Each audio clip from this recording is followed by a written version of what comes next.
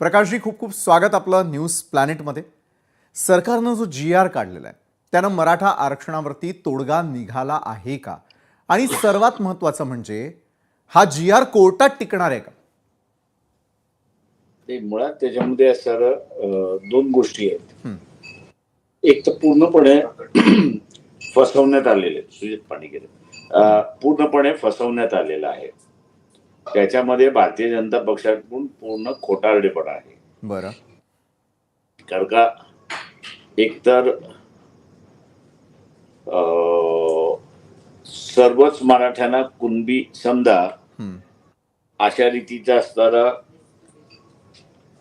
हं, त्या GR मध्ये नमूद करण्यात आलेला आहे. हां, आणि त्याच्यानंतर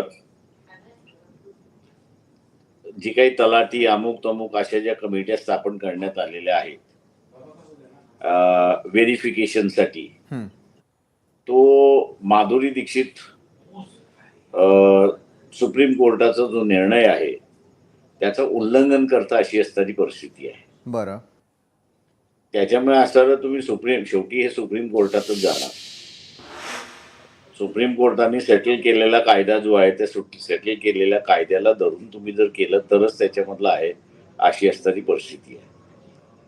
दुसरं हे जे सर्वच मराठ्यांना कुणबी संबोधावं असं जे म्हटलेलं आहे, तर लॉर्डशिप मार्ला पार्ले आणि लॉर्डशिप बग्गा असे असणाऱ्या औरंगाबाद हायकोर्टामध्ये त्यांनी एक निर्णय दिलाय.